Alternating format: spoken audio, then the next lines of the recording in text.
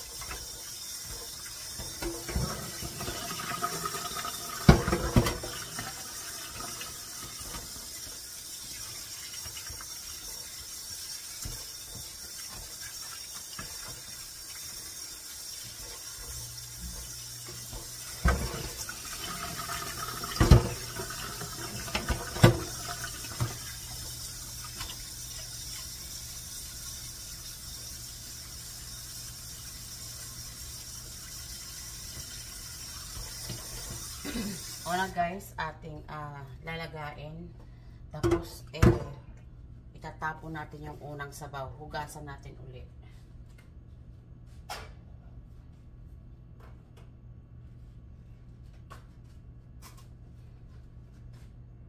Ayan, guys, ay sinalang ko na yung aking neck bone.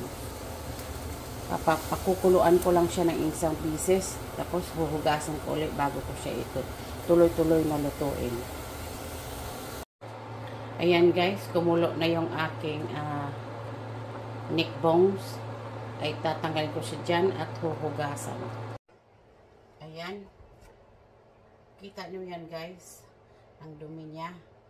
Yan ang gusto kong tanggalin. Tatapon natin. Tapos huhugasan natin ulit. Para matanggal yung mga scum dyan.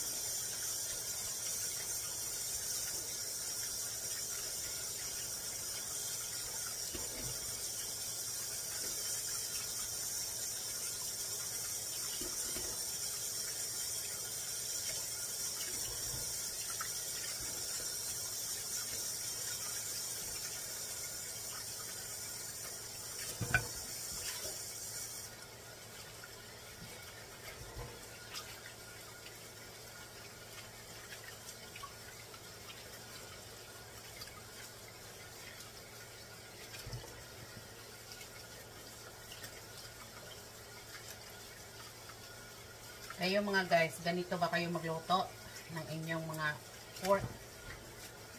Yung pork kasi, guys,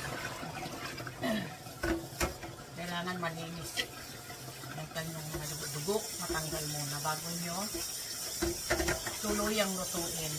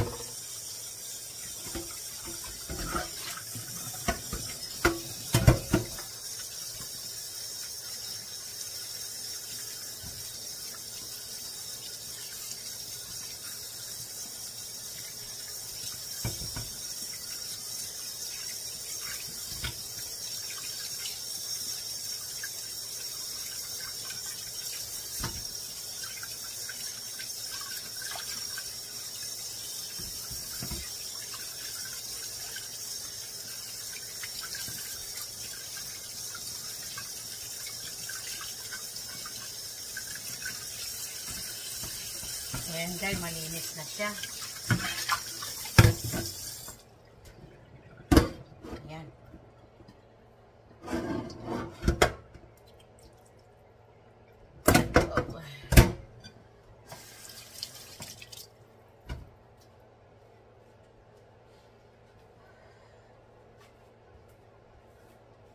Ngayon guys, para lalong masarap yung sabaw niya, ito yung isasabaw natin. Tubig na bote.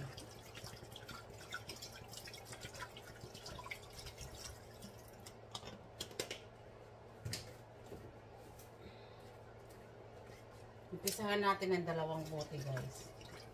Kasi palalambutin pa natin ito.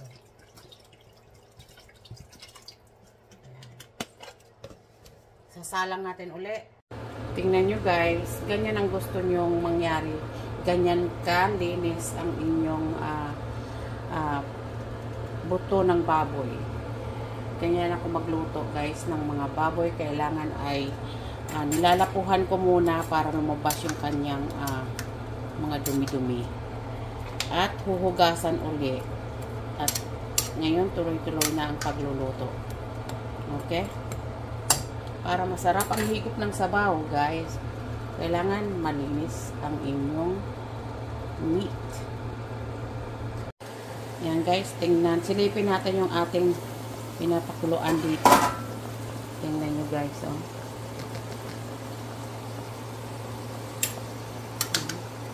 Wala ka nang makikitang dumi. Pag ganyan ka magluto ng inyong meat, ng pork, ako talaga, pag nagluluto ako ng pork belly, talagang inuhugasan ko pa ng suka. Para talagang matanggal yung kanyang mga dumi-dumi. Alam niyo naman guys, yung baboy.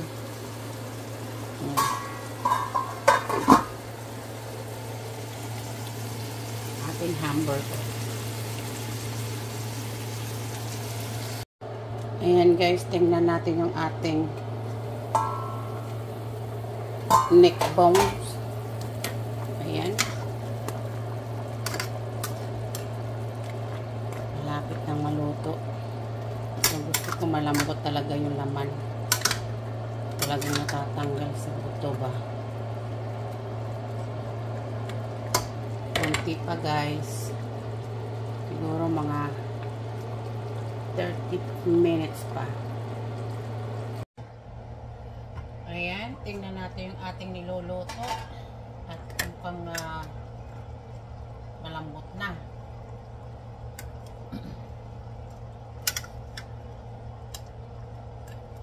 Ilalagay ko na yung aking okra at talong.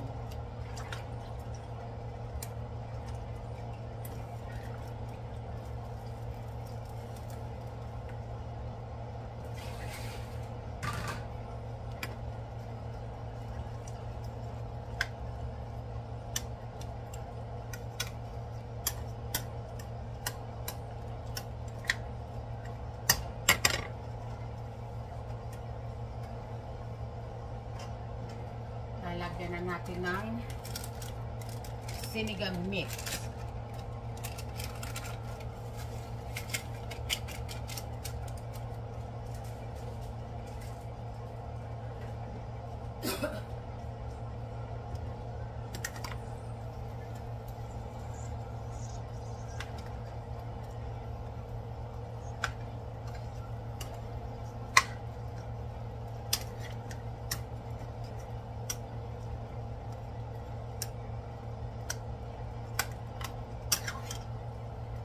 Kuluin muna natin ng isang beses, tapos ilagay na natin yung ating green vegetable.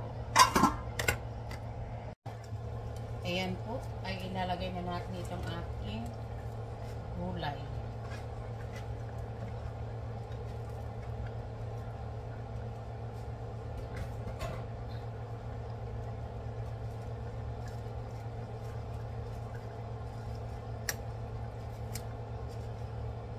Ayan, tatakpan ko muna ng sandali at luto na. Para lang maluto itong ating green gulay. Ewan ko, parang pitsay or something. Hindi naman pitsay.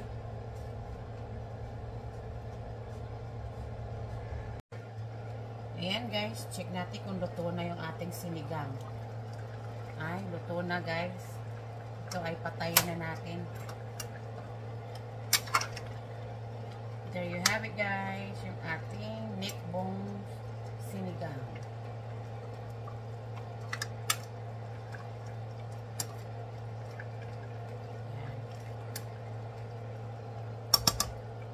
Kainan na. Ayan guys, ako'y kakain na.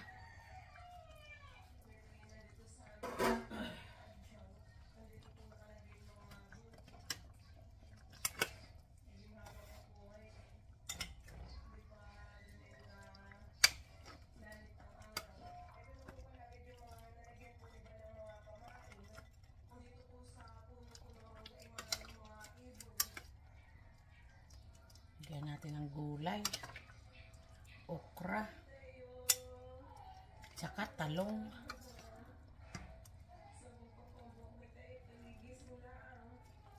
Hindi ko masyado nilagyan ng green pitsay ba ito or labanos or ko alam. Basta nabibili ito sa Asian market guys.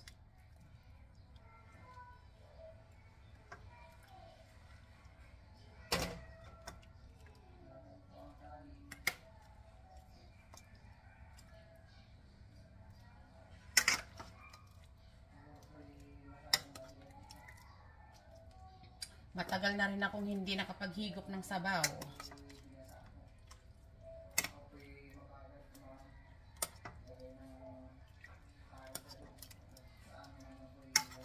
Ayan.